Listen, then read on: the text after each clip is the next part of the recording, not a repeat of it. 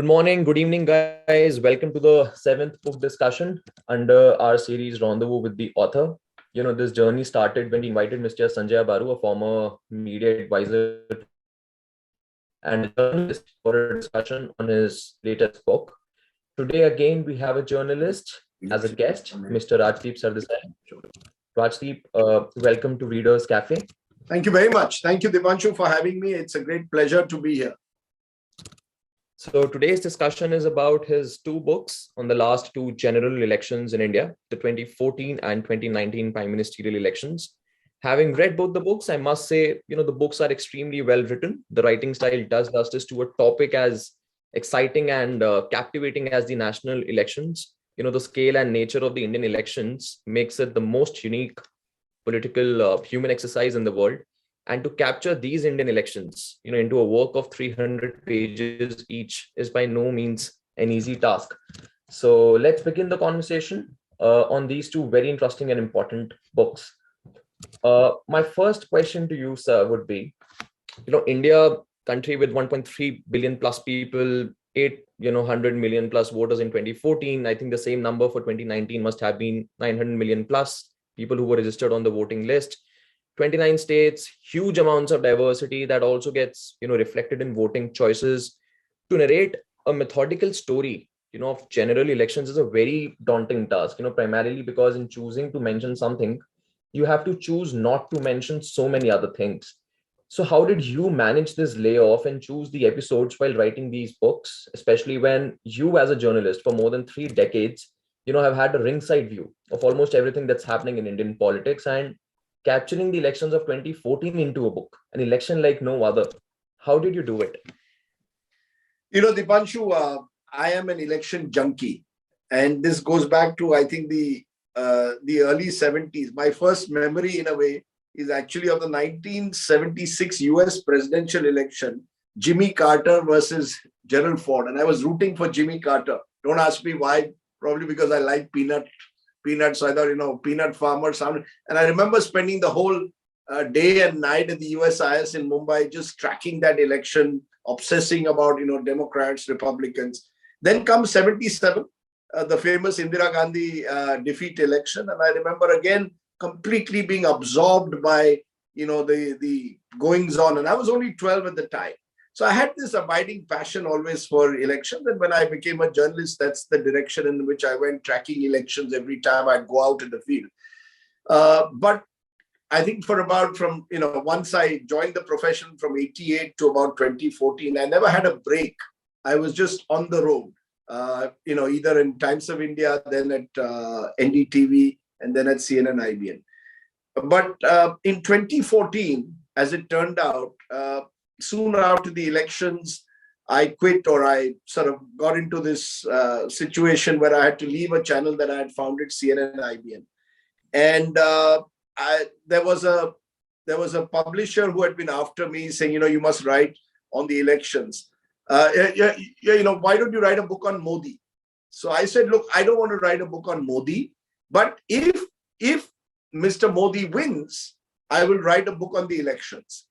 And I think I took that call because I do believe that 2014 marked an end of 2014 was a significant election in several ways for Indian politics, for the changing nature of Indian society. And in a way, it marked the end of a journey for me as well.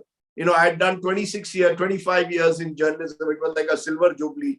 And I thought I had enough of bandwidth by then, accumulated over the years, to actually be confident about writing the story of this election. And I want to emphasize the word story because I think it's important to recognize that I'm not an academic. I don't claim to be a political scientist. I claim to be what you suggested, a ringside view of Indian politics. And I thought that this election, particularly 2014, was captivating because the build-up into that election, what had happened over the previous 5 or 6 years, and interestingly, the journey of Mr. Modi himself, which in a way paralleled my own journey as a journalist from the late 80s, was a story worth telling. So it was because this was such a fascinating election, the ups and downs, the characters involved, Rahul Gandhi, Narendra Modi, as polar opposites as you can get, in politics, and the BJP winning a majority, which to my mind, as I said just now, signaled, I believe, the end of a particular era in Indian politics and possibly the start of a new. That's why I say the election that changed India. So, just like Mr. Modi was at the right place at the right time to win an election like that, I guess I was at the right place at the right time in my journalistic career to actually step back a bit, take 4 months off, and put together this book. I don't know how I did it in 4 months. I had been collecting stuff for a year before and working on that stuff, but it was those 4 months where I just switched off completely for the first time in 25 years in a way to step back from the daily news wheel and tell the story. I think, let me just say one more thing, that when I was growing up in the 70s and this fascinating election of 77, there's so little written on it. There was just this one book that I read at the time, Janardhan Thakur's All the Prime Minister's Men on Indira Gandhi. But apart from that, the drama of that great election as well. After 77, I believe 2014 is the most dramatic election India has seen because of the characters involved. Then it was Indira Gandhi, Raj Narayan, and Jai Prakash Narayan, among others. This time it was Narendra Modi,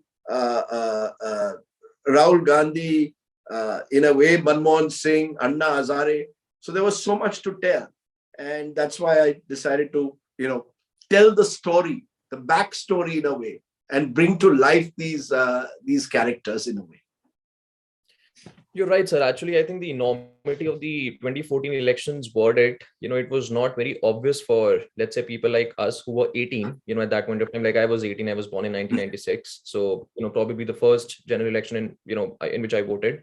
But I think the enormity of the verdict was more clear to people who had spent decades or at least seen consciously multiple other, general elections to see what trends changed, in those elections. Also, you mentioned how Mr. Modi and Mr. Rahul Gandhi are polar opposites, but do you think a primary point in that difference is about one is a 24/7 politician and the one is not? Because politics has become extremely demand driven, constituency driven, people driven.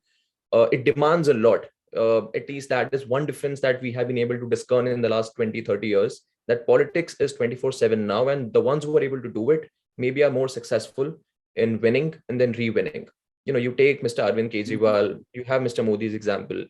So do you feel that is one primary difference apart from many other differences that exist? There are many differences, but look, let me say this.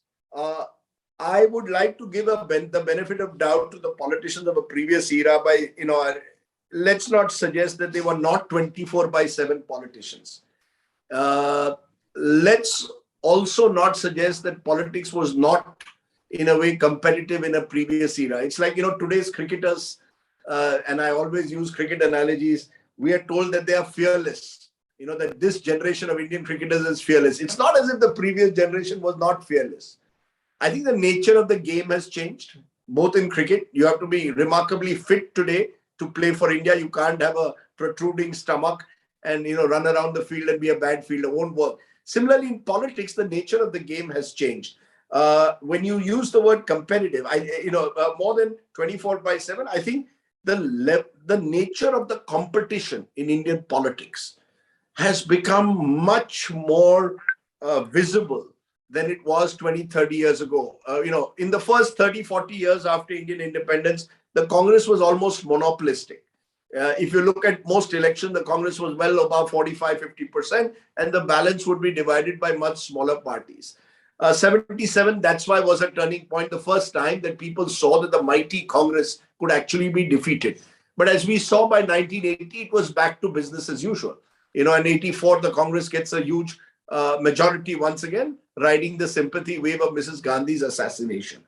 I think 2014 marks the end of the Congress era. You can call it the Nehruvian Gandhi era, the Congress era, but this dominant monopolistic party's limitations are revealed, and the rise of the BJP so spectacularly reveals the start of a possible new dominance of Indian politics. And I think what the Modi campaign showed was how the nature of electioneering has changed. And we've seen it in 2019 also being taken to another level. Earlier the politicians would go address these large rallies in the Maidan, Mahal banana hai, you have to create this, environment where you're seen as the winner. Now the election is fought at various levels. By 2019, it was fought at a mobile near you. In 2014, it was fought on a television screen near you. The nature of the contest in terms of the activation of booth workers, of these Panna Pramukhs, who had one page of a voter roll, and they were asked to identify every name and go to every house. Door-to-door campaigning existed in the past as well. It's not as if it only started, this level of micromanagement was, but the level of micromanagement is much greater. The level of micro contact, the micro communication, the professionalism. I think you could call, I think elections have become part of the BJP in particular, and other parties are now trying to sort of imitate that, especially the regional parties have professionalized Indian elections much more. So they were always competitive in a way. I'm sure politics was always ruthless. I'm sure there were politicians who slept at 3 in the morning and get up at 6, even 30 years ago. But I think the level of professionalization, particularly in the use at election time, is much greater now than ever before. The consciousness that you need to have these surveys done, you need to ensure last mile connectivity, you need to understand your voters' psyche much more, you need to react much faster to what your opponents are saying or doing. All of that has changed. So it's become far more professional than ever before, even though, as I keep saying, that that's not enough. If a Mayawati or a Mamta Banerjee may not necessarily have the sort of multimedia skills that a Narendra Modi possesses, but they've still won elections in the 21st century. So, there is a role for charisma, for caste identity, but the nature of an election campaign has become far more professional and robust than ever before. I think you also mentioned in a book somewhere that Mr. Yogendra Yadav has also called BJP to be the only 21st century ready party, precisely for this reason that they have an entire electoral machinery that is very smooth. You have compared the two parties and the two sort of campaign styles to one being a Mercedes and the other being an ambassador as well. Another question that I have for you is that in your first book, you mentioned the incident in Singur in Bengal, wherein Modi, as the chief minister of Gujarat, uh, provided the land, for a Tata Nano project that was rallied away from Singur in Bengal due to protests by Mamata Banerjee against the state government, of Bengal's decision to allot that land. So this made, Ratan Tata say at that point of time, there is a good M, there is a bad M, the good M referring to Mr. Modi and the bad one referring to, Mamata Banerjee. So interestingly, there is also an ongoing good M, bad M debate in the country right now. This time it is about good Mamta versus bad Mamta. The debate is around whether TMC and specifically Mamata Banerjee has proved her credentials enough to be the principal opposition figure to Mr. Modi in the 2024 elections and in the run up to that. So winning the provincial elections is one thing, but do you think Ms. Banerjee can build and lead a competitive and competent opposition to Modi's BJP, the only 21st century ready party in 2024?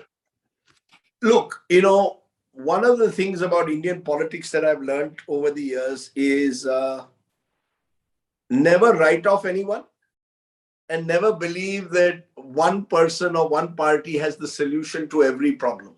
One of the BJP's problems at the moment is it seemingly has no problem, that there is no opposition to Modi. There is Modi only.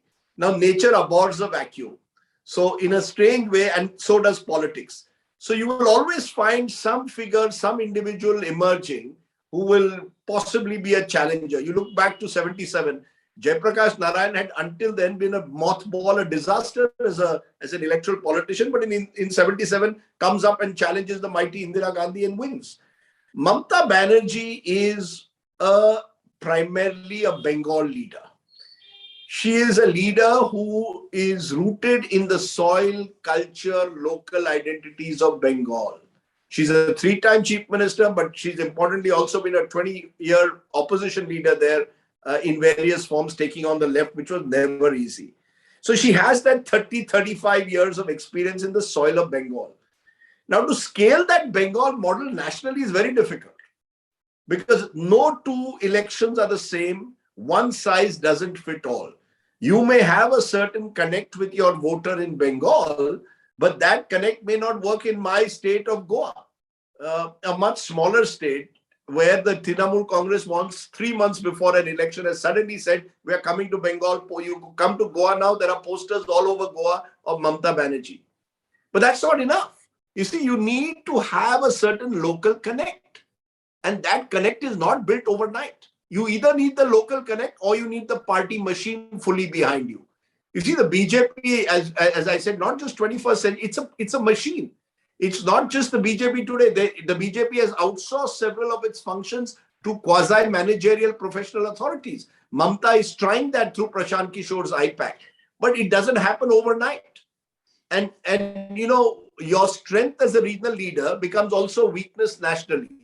Because while you're identified strongly with a particular region, it then becomes very difficult for you to scale your regional model to a national level. And it's not just Mamta. In the past, Chandrababu Naidu, NTR, even the great Kamaraj, the Congress leader, all of them, when they tried to go national, struggled.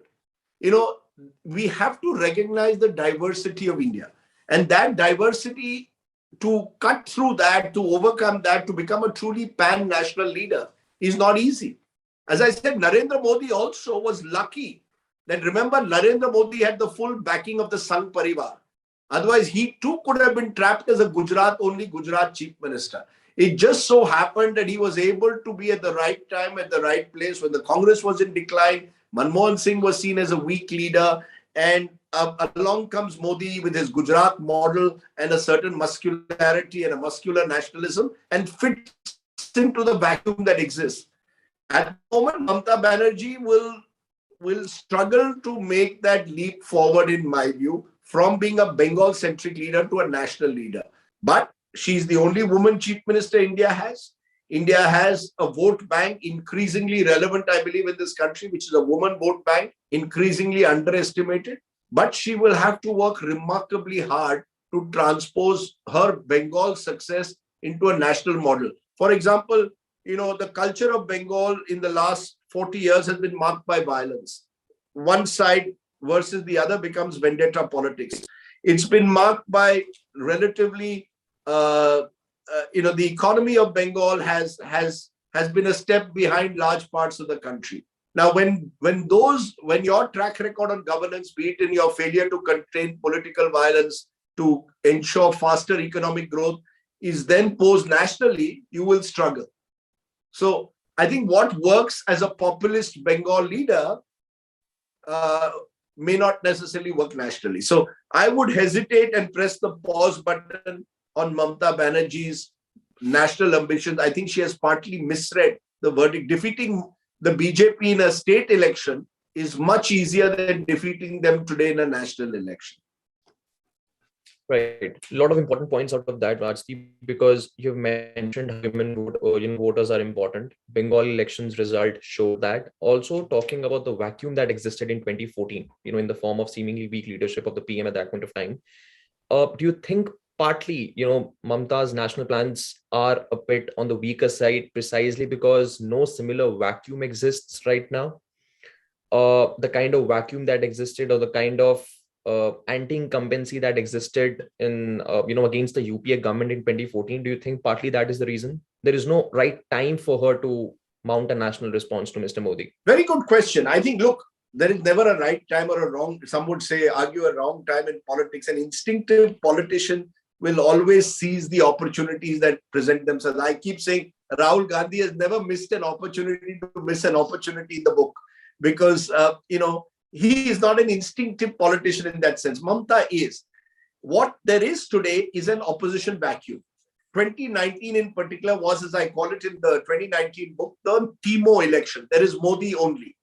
2014 was an election where, it was much more anti-incumbency against the existing government of the UPA. 2019 was a pro-incumbency. There is Modi only. And there is no one in the opposition remotely close to him. In 2024, it's possible, therefore, that because the opposition has not thrown up a leader, and as I said, politics and like nature abhors a vacuum, it could be Mamata, it could be someone else, is thrown up as a potential challenger. I believe the next 2 years in Indian politics actually will be what I call the Kaun Banega challenger. KBC in a way. And I think Indian politics will find some kind of there will emerge a new template possibly for a potential challenger to emerge, whether it will be a regional leader like Mamta, whether it will be a leader who at the moment may not be making the headlines, like an Arvind Kejriwal, who is probably the most successful startup politician of the last decade. We don't know at the moment. But my own sense is that whether it's a Rahul Gandhi reinvented, we don't know that too. Because the Congress has an 18 to 20% vote share. It's like it has high brand recall in that sense. So I think my own sense is that because in a diverse country like India, you need more. You need a more robust opposition that represents and reflects this diversity. You will see someone being thrown up. Whether that leader is Mamta Banerjee, we don't know. 2021 Bengal was the big verdict. So, she's riding the Bengal wave or the Bengal momentum. But 2022 could be an entirely different year. In Indian politics, in England, they said a week is a long time in politics. In India, it's 24 hours. 24 hours, something suddenly dramatic happens somewhere, and you can suddenly see the momentum shift again. Got it. And there's another important point that you mentioned that, Mr. Modi was lucky because, of course, in 2014, the kind of environment or the context that he got in Delhi might not have been possible 5 years minus or 5 years plus. But Rajdeep, in addition to being lucky, do you also feel that his being from Gujarat, a state wherein there is still a larger segment of population that will speak Hindi, understand Hindi, and Mr. Modi working on his skills of speaking Hindi, because, largely Indian politics remains dominated by Hindi belt states. Do you feel that was another differentiating reason why it becomes tough for, Mamta to convert her provincial success into a national story? Absolutely. And I think that is really the core of it. Look, the BJP today is the dominant party of the Hindustani heartland, as I call it. It is the party of Northern India. And if you look at the combined, particularly in 2014, if you look at the BJP's strike rate, it was over 80% across this North Central Indian belt, where it won almost 3/4 of its seats. 2019, it managed to make a dent in Eastern India, especially in Bengal. It got a sizable number of seats in Karnataka. So it was, in a sense, it even started making small inroads into Telangana. But in 2014, it became the dominant party of the Hindustani heartland. And the majority of seats are there. In fact, post delimitation a few years from now, even more seats because of the population could well be from Northern India. And I think any leader who really aspires to the Gaddi of Delhi has to have a footprint in the Hindi heartland. And therefore, whether you call them provincial leaders or regional leaders, that will be their challenge. Mamta Banerjee's Hindi, for example, is not perhaps of the level that you need to be able to strike an instant chord linguistically with the people of the Hindi heartland. Mr. Modi, one of his big advantages is that he speaks Hindi fluently. And remember, even in 2014, Mr. Modi took the conscious decision not just to contest in Vadodara, in Gujarat, but also in Varanasi. I mean, the decision to contest in Varanasi was a considered, deliberate decision, and I describe it in the book, to try and establish Mr. Modi as, and this is significant, not just as a prime ministerial candidate, but as an OBC prime ministerial candidate from Gujarat coming into North India, because OBC politics has become a dominant feature of the politics of the Hindi heartland, the rise of the new OBCs in particular. So you need to be able to strike that connect with that part of India to actually be seen as a pan-Indian leader. And, it's unfortunate in a way that a South Indian who may not know Hindi as well, therefore can never, I would say never, but often struggles to aspire to a wider constituency. Take a Shashi Tharoor, for example, fluent in English, comes from Kerala, but can Shashi Tharoor translate his sort of popularity among a certain younger middle-class demographic to travel to a Uttar Pradesh and have the same resonance? And the answer probably is no. I think in addition to knowing Hindi, Rajdeep, there is also a difference of, whether a politician's politics has been on the ground or has been about, let's say, refined, debating and speaking and, academic work. In that sense, yes, things work in Mamta's favor because she's always been a street protester. She's always been a very street level politician who knows how things work on the ground. But of course, language remains a barrier. Rajdeep, my third question is, that a very interesting thing happened in the parliament, in February 2021.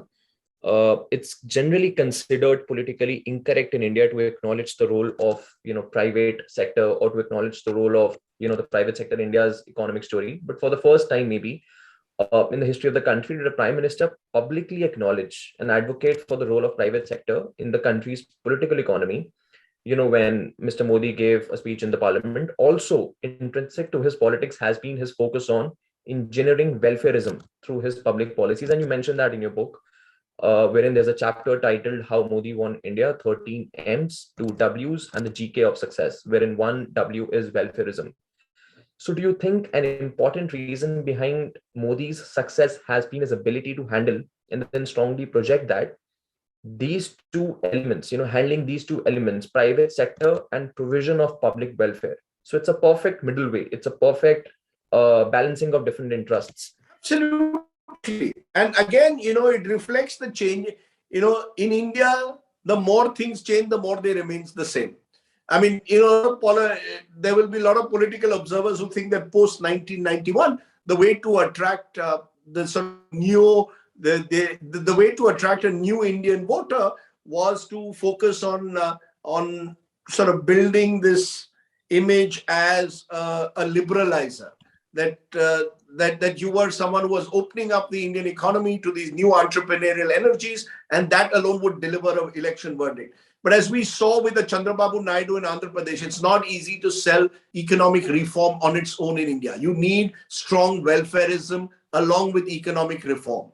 And whether you call it the middle path, but it is important to ensure delivery of services to the poor. India remains, particularly politically, still a country of the poor. Adding to the poor, Mr. Modi created his own constituency called what he likes to call the neo-middle class. Let's say an auto rickshaw driver who's bought his first one-bedroom house, 1 BHK, then needs to pay and has a bank account where he needs to pay monthly installments to ensure that that house is his. Something that his father, who may have lived in the village, could not aspire. He's now living in the city and has got a 1 BHK. So you need to ensure that that person is also, in a sense, brought within your universe. And you need to ensure that those who are living below the poverty line or literally at the margins of society are also given the delivery of services that they need. So let's say an Ujjwala scheme, a gas cylinder scheme. You can have question marks over whether, how many people actually managed to get a second cylinder, whether this was only one single cylinder scheme. But in a house where for decades there was a chula, if you now have a gas cylinder and you get it free from the government, then naturally there is and ensure that those who need it through digitization, you ensure that the beneficiaries, or what in the 2019 campaign was called the Labhartis, actually get those benefits. You are creating a voting constituency. So you need to create a constituency among those who live below the poverty line or at the margins by providing delivery of services. And you need to also cater to this aspirational new middle class. Those who have moved from the village to urban India, or to tier 2 cities in the last 10, 20, 25 years, first generation urbanites, as I call them. And their needs are, how do I get a better life for my children compared to mine? Right? There are those who are living on the margins who need basic delivery of services. There are those who are aspirational. Modi targeted both these classes. You could argue he targeted new middle class also by a strong dose of Hindutva politics, by constantly asserting their sense of Hinduness as well, vis-a-vis the so-called imaginary or real enemy, i.e. the Muslim, or looking for the enemy. So there is the element of that as well in the manner in which he goes about sort of bringing the neo-middle class within the fold. And there is the delivery of services that from time to time through these large schemes, he aims to getting people to open bank accounts. A woman who may have never opened a bank account in her life suddenly has a bank account. It gives that woman a sense of identity. So delivery of services at one level, at one scale, and a strong dose of Hindutva at the other, combined together, enabled Mr. Modi to create a new constituency. The private sector involvement is for the creamy layer, as I call it. The sense that, look, at the end of the day, India is a country that wants to grow now at 7-8%, not at 2 and 3%. So business and entrepreneurship will become more and more important. Business leaders will be seen as role models in the future. And Mr. Modi is conscious of that. So he's a leader who will try and make sure that, he is seen possibly in the company of Ambani and Adani, but will also be seen in the company of the so-called neo-middle class, which is his so-called Garib Kisan voter as well, and the Garib Kisan voter. So whether it's a middle path, but it is clearly the way to cut across the economic and social barriers in India.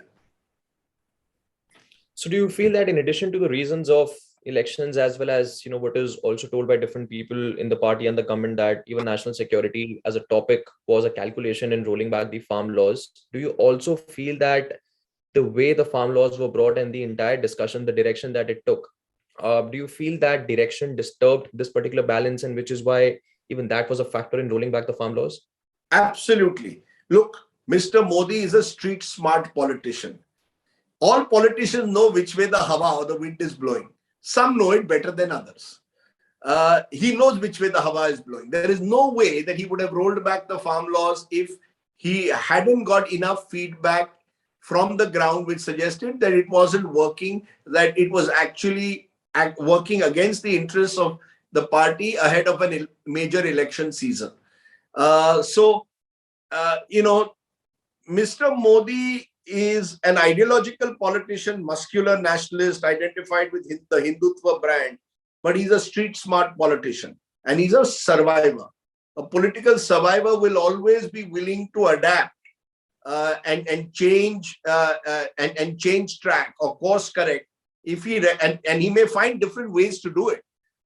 Here obviously he was, the manner in which he did it surprised some of us who've never known Mr. Modi to apologize in public for anything. To that extent, I was surprised, but I'm not surprised that he chose to take back the laws, because the GK or the Garib Kisan is key to the Modi vote. For everything else that he may do, the so-called Hindu vote, the so-called, reaching out to the creamy layer, the future of the Modi brand lies in him continuously being able to emotionally and politically connect to the Garib Kisan. And when he found that the Kisan was turning against him possibly over these laws, he had little option but to withdraw the legislation.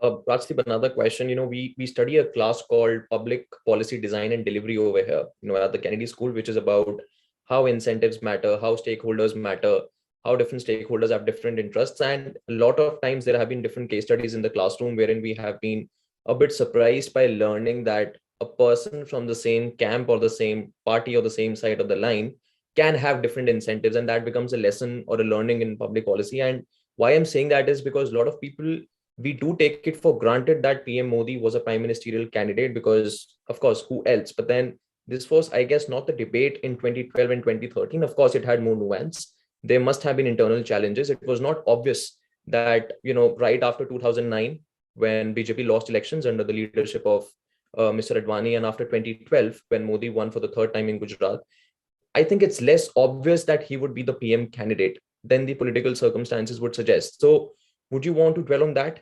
What were the internal challenges? How did he meet those challenges? Of course, the external challenge was always there. It was supposed to be settled through the EVM in 2014. But what about the internal challenges? What was the journey of him being the PM candidate? Sometimes we fail to recognize, if you look at Mr. Modi's CV, if he was able to provide you a CV, it would be a classic example of how you climb up the political ladder. This Modi cult, and it's a cult in some parts of India, has not come overnight. Mr. Modi spent the first 15 years of his political career or journey in public life as a pracharak through the 1970s. In the 1980s, he becomes a secretary of the Gujarat BJP, loaned by the RSS to the BJP for about a decade.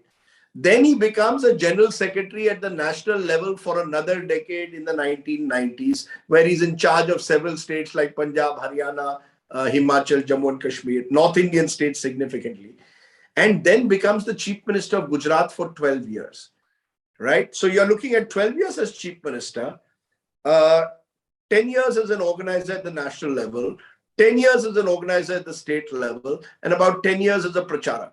That's about a 40, 45-year-old journey, which has culminated in where he is as prime minister for the last 7 years. You pick up as a result over the years a lot of experiences.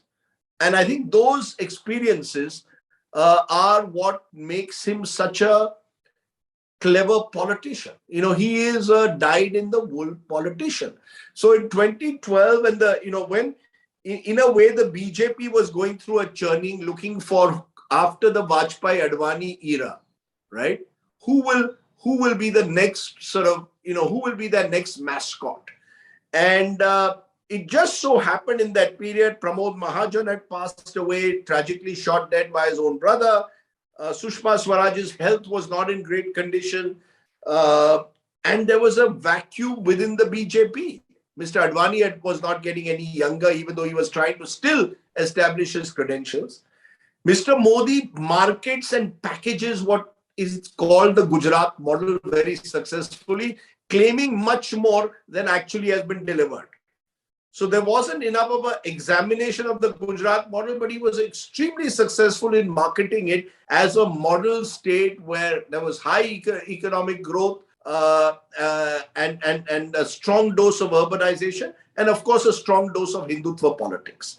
And at a time when the economy at the national level was faltering, inflation was high, there was manifest corruption.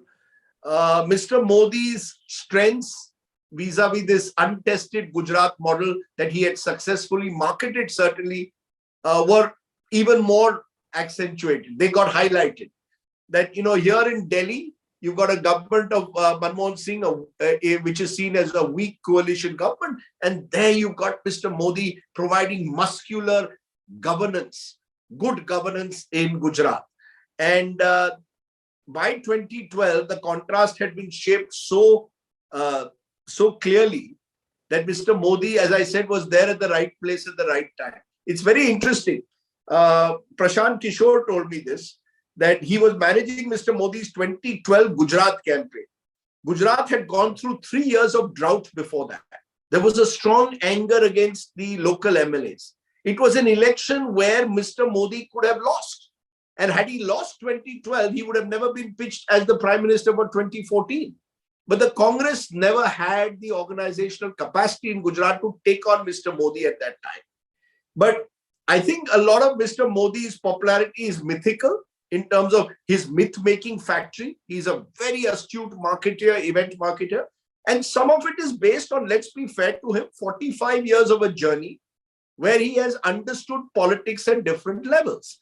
And therefore, when you have to choose your CEO sometimes, you go to the person who has been who has been with the company fold, or with, you're looking for the most experienced manager.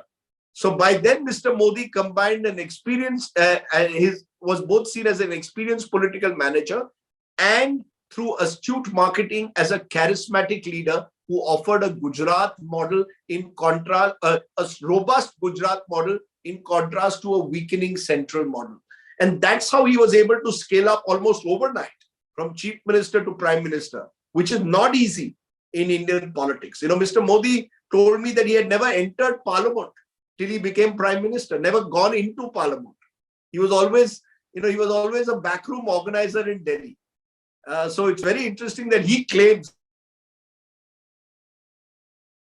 I don't know whether it's true or not, the first time parliament actually and entered Central Hall was as prime minister. Chief minister, he had gone and, in the corridors, but not gone into Central Hall, is his claim. If it is true, it's, interesting to see how he almost overnight transitioned into that national role.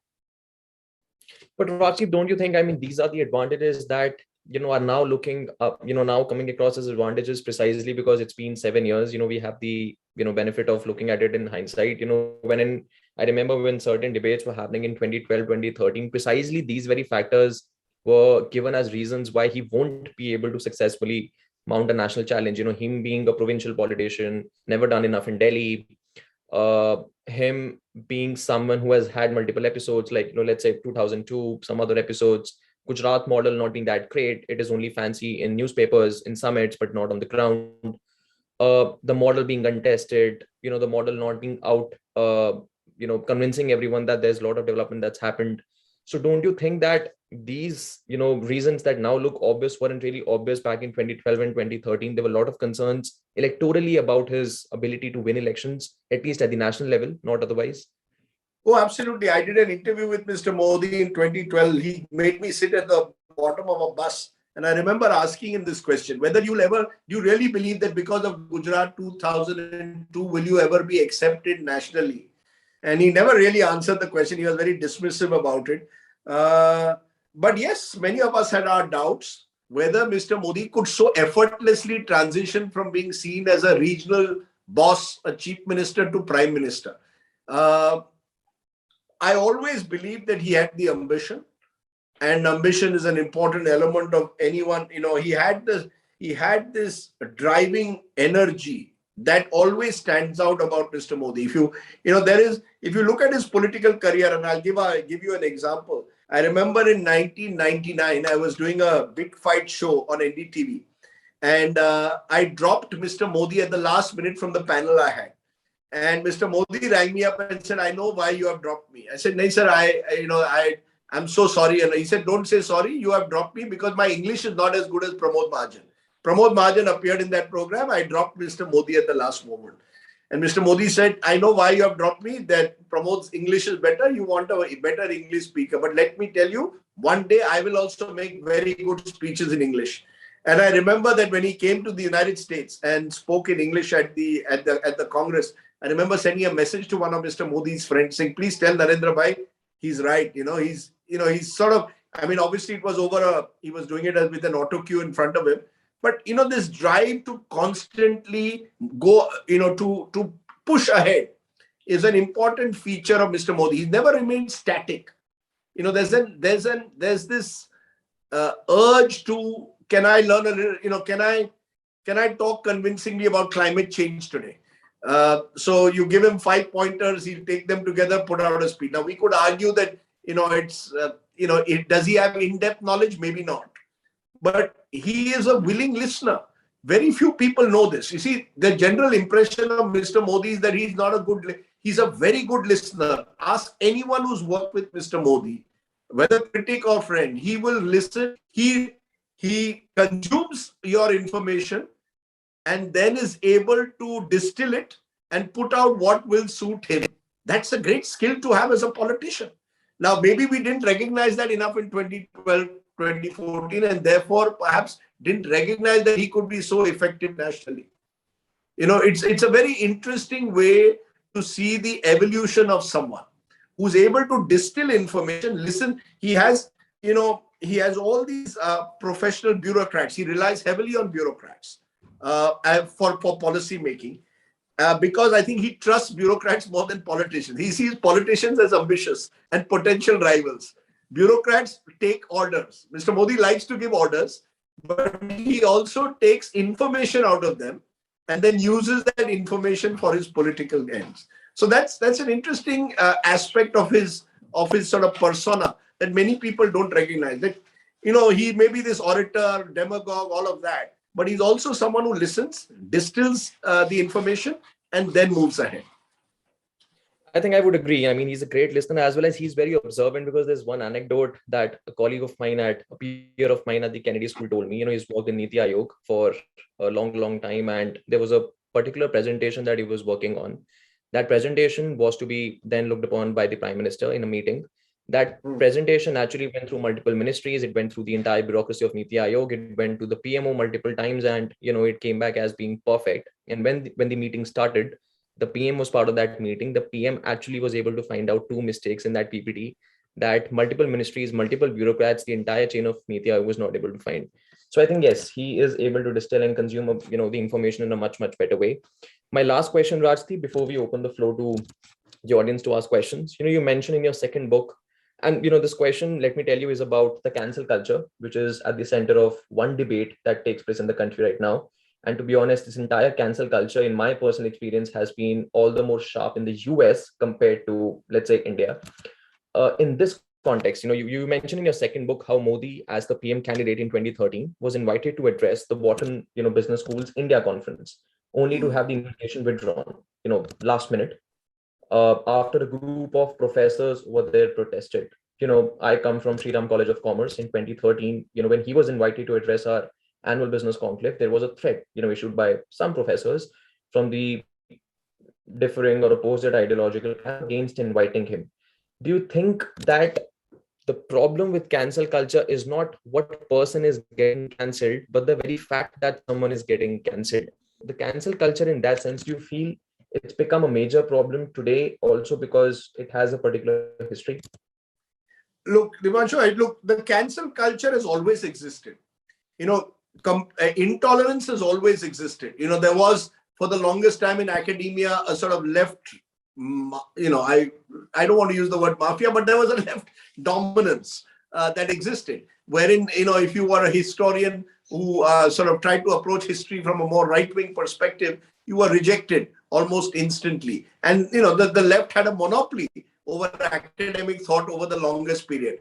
Now the right is using the political power they have got to try and make themselves more relevant in all other corridors of power, including academia. And therefore, they are resorting to what I would call as competitive intolerance, where because of what you called action reaction. It's interesting you mentioned SRCC, because SRCC was the arena where Mr. Modi made that, in a way, landed in Delhi in a way with his national credentials for the first time, and I reflect upon that also. But I think the cancel culture that we speak about reflects what I believe is now a hyper-polarized society. We were always polarized, but we are now hyper-polarized.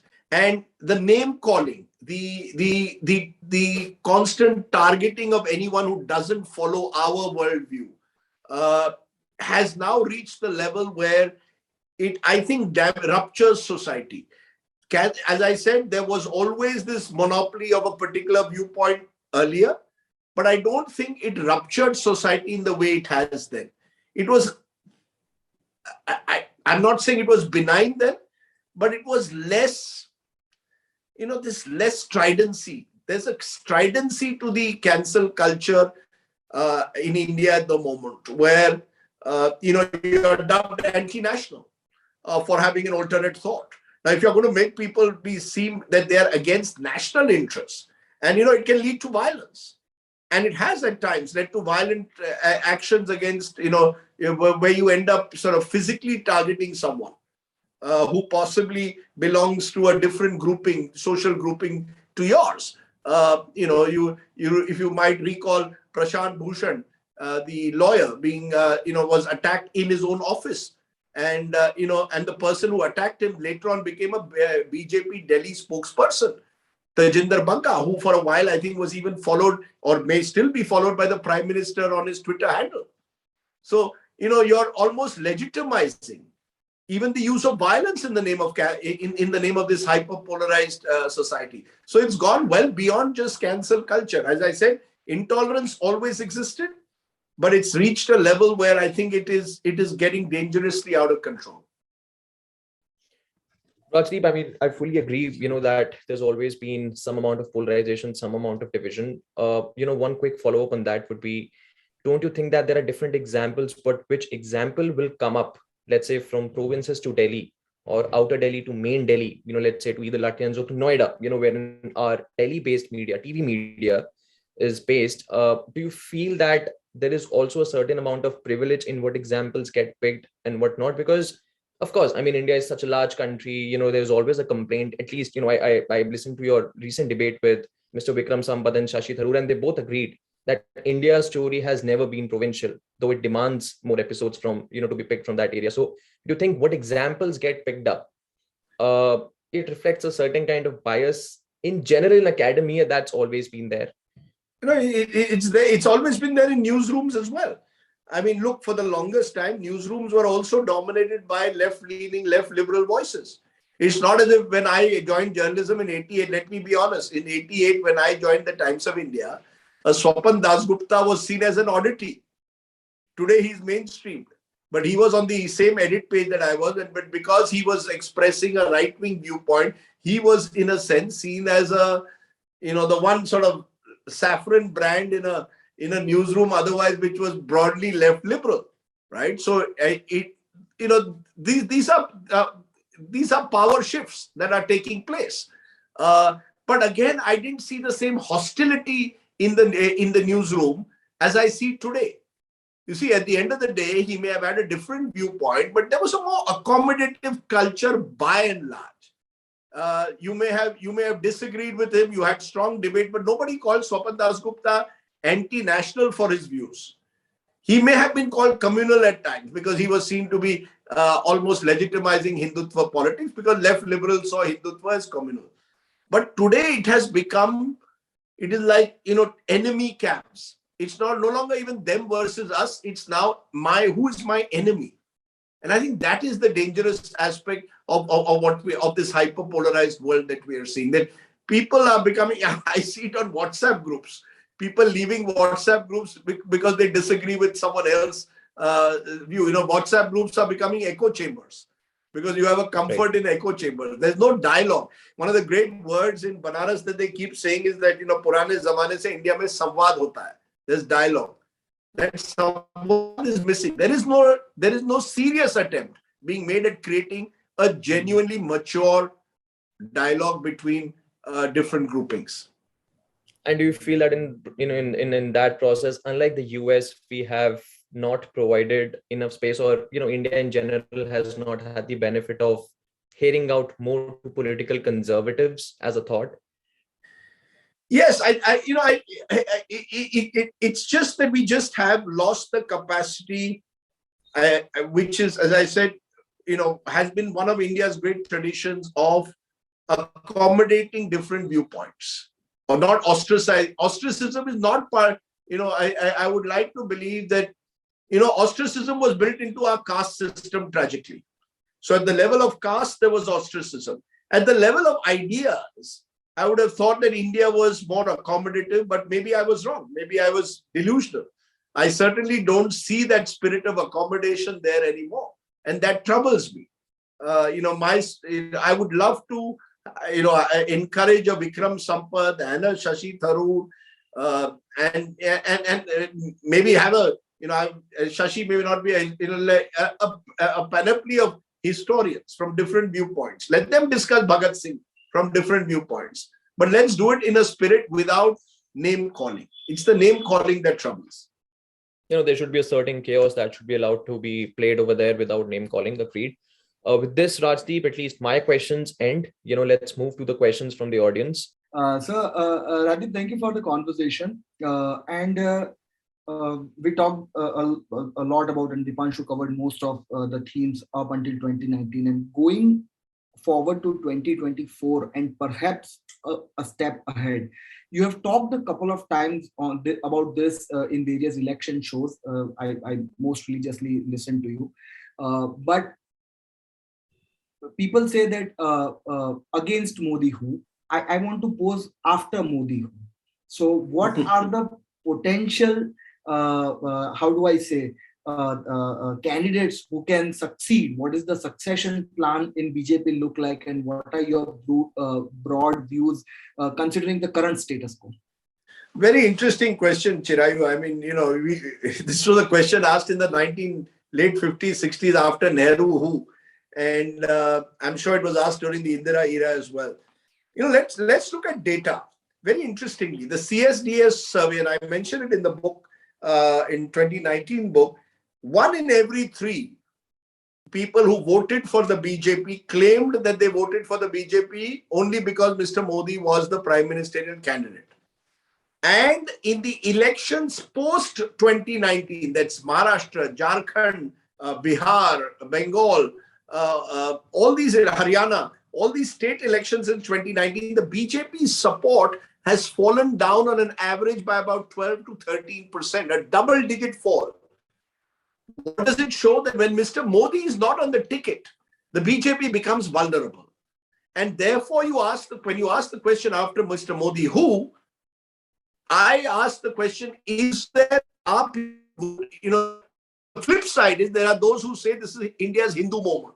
And therefore, whether Mr. Modi is the BJP leader or not, people will vote now for a right-wing nationalist party because that's their politics and their political preferences reflect that. I'm not so sure. So I believe that after Modi, who is a huge question mark at the moment, there is no guarantee that the Modi era will outlast the man himself. The BJP is an election machine. The BJP is a 21st century ready party. All that said, the possibility does exist that post Mr. Modi, India may return to what I call a more normal style politics, where you may not have any party getting these huge majorities and you will have a greater jostling of power over an extended period of time. I do believe that India, therefore, is showing trends, particularly as you see in state election after state election, where different states vote very differently. So you vote differently. The idea of a split ticket where you vote differently for a general and a state election is sharpening. But having said that, there is no doubt in my mind that the politics of the BJP ensures that over the next 10, 20 years, they will remain, whether Mr. Modi is there or not, a major national party. And I can't say that with any confidence about any other party in India at the moment. Will the Congress be in the same shape 10, 20 years from now? Can't say. But certainly the BJP as an election machine will be in place. Whether they will have an effective leadership who's able to translate the BJP's 20-25% core vote into a 38% electoral majority, I'm not certain. And whether the BJP has a succession plan, I don't see it at the moment. But then I didn't see it in 2009 also after Advani lost that election. So you never know what tomorrow brings. At the moment, I don't know who will replace Mr. Modi. God forbid if something was to happen to him. Deepanshu, can I put a brief supplementary? Yeah, sure. Please go ahead. Yeah. So since you have given me a structural answer rather than a very pointed answer, let me be the devil's advocate you do to people at 9 p.m. And in terms of like decreasing order of political equity, Devendra, Yogi and Amit Shah, how does this people fare in your view? Devendra Fadnavis, a Yogi Adityanath and an Amit Shah in terms of political equity. Devendra Fadnavis, I think at the moment is in the weakest position because he first faces a challenge in a state like Maharashtra to get back his mojo in a way. He's a very effective administrator, understands infrastructure. I think he's a modern leader. I actually admire a leader who gives his wife so much of space to be herself. And I think even in the 5 years in Maharashtra, broadly gave Maharashtra decent governance. So I think he has a proven track record, but comes from a state where at the moment he's an opposition leader. Amit Shah is the Svengali of Narendra Modi. He's the shadow. Can the shadow replace the original? I'm not so sure. You see, I think Mr. Shah's fortunes to a large extent are tied into those of Mr. Modi. I'm not saying completely. I think he has huge advantages. He's a terrific election manager, but I think his equity is to a large extent dependent on Mr. Modi's longevity. Then you come to the third and most fascinating aspect of this, Yogi Adityanath. He comes from India's most populous state, politically crucial state, is a Hindu pontiff, is open about his Hindutva credentials, doesn't need to hide them, and tries to borrow from the Modi template, tough on law and order, let's be honest, wants to put minorities in their place in a way, and that's the messaging at times he sends out. Can he make the transition from UP to Delhi? Out of the three leaders you mentioned, he probably has the best chance in a way 5-10 years from now if he was to still be UP's chief minister. But if he was not UP's chief minister, I don't think Yogi Adityanath is a natural successor to Mr. Modi. That I don't believe. But I do believe that he has some of the qualities or some of the advantages today that put him in a position to see himself as a future leader. But, again, the reason I gave a structural answer is because individual answers, if you had asked me, let's put it very straight. If you had asked me, Chirayu, this question at the turn of the century, 2000, who will succeed Advani Vajpayee? I would have probably said Pramod Mahajan, Sushma Swaraj. I would have gone through a list of names. I would have never. I think Mr. Modi would have been 5 or 6 on that list. He wasn't even chief minister in 2002. Pramod and Sushma had already become cabinet ministers, right? So never predict the future in India. Hello, sir. I'm Haknawaz Qayyum from Kashmir. Sir, my question is that I'm currently in grade 9 and I'm looking forward to get into the field of journalism. Believe me, sir, it's just you from whom I got inspired to become a journalist. So I needed some guidance from you, like how to be a successful journalist as you are. Well, my first guidance would be that don't become a journalist. But more seriously, look, journalism is a strange kind of profession where I don't believe it's driven by getting too many degrees. The best degree you can get for journalism is in a degree called life. Life experiences, the ability to have a curious mind, be inquisitive, be a good communicator, be observant. These are the qualities that make a good journalist. And obviously, we are in a technological age where technology will be a huge weapon for every journalist. You can sit at home, be a blogger, and write away, or have your own video site. So I would say, more than anything else, just be passionate about observing society around you. Have a curious mind and be a good communicator. I think that's the best way to build the qualities that I think a good journalist needs. So I'm a mid-career master's in public administration candidate here, and I left India in 2014, end of 2013, basically, and since then, like I have worked with different governments, national governments in New Zealand, Ireland, and so people are here, huge fan of Modi, especially in terms of governance framework. So I just wanted to put that here, In terms of my question, I have two quick questions, if Deepanshu will allow me. One is like, I think you already talked about, Modi contested from Banaras briefly, but I wanted to understand why Banaras. There were so many Hindi speaking other major cities, other states as well. But what was the electoral calculation behind that? And like, what kind of a strategy and what they perceived, in terms of what they wanted to get? So, and the second question is, in terms of youth role in politics in India, there is a huge kind of demographic, you can see. And I see there are two different types of youths. The political interest definitely in terms of, going into politics is increasing day by day. And there are some youths who are, already involved into grassroots, level of politics in India, and they want to rise, through that route.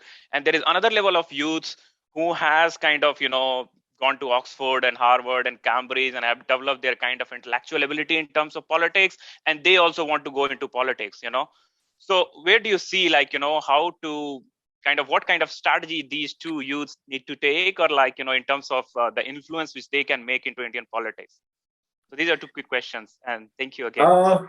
My sense is, look, politics has got, politics in terms of electoral politics. If you're looking at electoral politics, it's got disconnected from the citizen.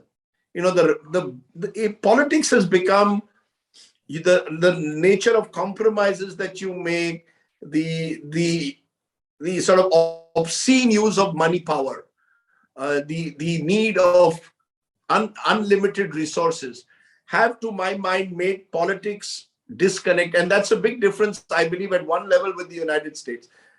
You're not seeing enough new faces emerging in Indian politics. I'm not talking about the Gram Panchayat level, Jila Parishad level. Of course, it's a changing India, a new India. But I'm just saying, structurally, political parties in this sort of have lost their sense of idealism at times. So if you're an idealistic young man or young woman who wants to enter Indian politics, it's becoming more and more difficult because of the nature of compromises, as I said, obscene use of money power. And that is a huge limitation, I think, to the, to sort of expanding to making Indian politics a moral force. You'd like to believe at one level that politics is about making India a better place. There is more to politics than just power. Politics has become, so obsessively, and we in India move from one election to another.